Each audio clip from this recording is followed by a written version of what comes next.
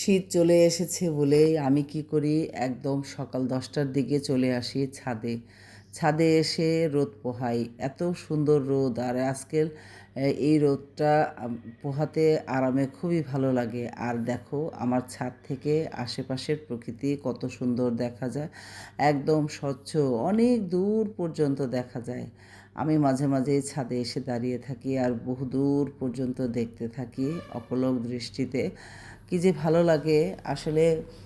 রাত ছাদে হাঁটতেও আসি না, কারণ এখন আর ভালো লাগে না, একা একা ছাদে হাঁটতে কিন্তু ভালো লাগে না, তাই না? অনেক সুন্দর কিন্তু ছাদের থেকে। আর এই যে এইটাকে দেখো, এই কচ্ছপটা পাওয়া গেছে আমার যে জায়গা সেখানের পাশের একটা জলাশয় আছে, সেখান থেকেও উঠে এসেছে। এদিক সেদিক ঘুরলে তো দেখা যাবে যে কেউ না কেউ অন্য কিছু করে ফেলবে। তারপরে এটাকে বাসায় এনে একটু আমরা ভিডিও করেছি, ছবি তুলেছি। আর এই যে এই কাজটা করেছে অনি, ওর তো অনেক পছন্দ হয়েছিল এটাকে দেখে। মানে এটা তো প্রায় বিলুপ্তর পথে, কিন্তু এটাকে সংরক্ষণ করতে হবে, তাই ওকে আবার মানে পাশের যে ডোবা ছিল সেখানেই ছেড়ে দেওয়া হয়েছে। আসলে সেই ভিডিওটা আর নেওয়া হয় নাই। আর এই যে এটা হলো পরের দিন সকালে আমি নাস্তা বানাচ্ছিলাম, বাগার ভাত বানাচ্ছিলাম। আর দেখো কীরকম সকাল, একদম অন্ধকার।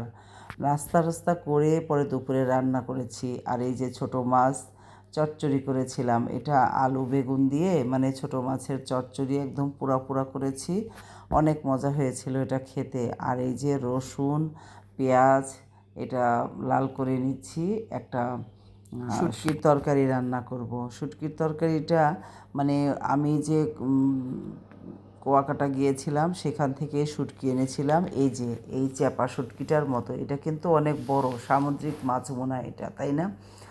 আর এটা আমি বেগুন আলু দিয়ে মানে আর ওই যে দিয়ে পোড়া পোড়া করবো খেতে। এটা একদম ভাজা ভাজা করব। এখন ভুনে নিচ্ছি মশলায়।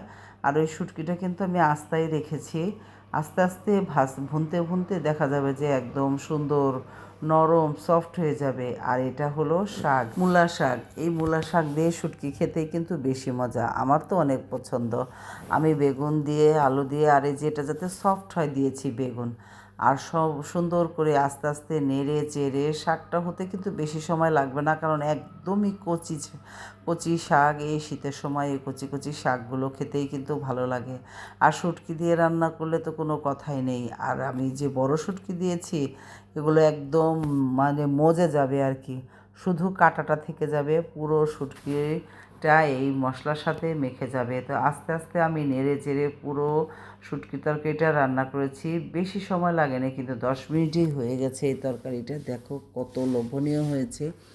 আর বেশি একটু ঝাল দিয়েছি, মানে ঝাল না হলে কিন্তু শুটকির তরকারি মজা হয় না, তাই না? আর এভাবে আস্তে আস্তে আমি রান্না করে ফেলেছি।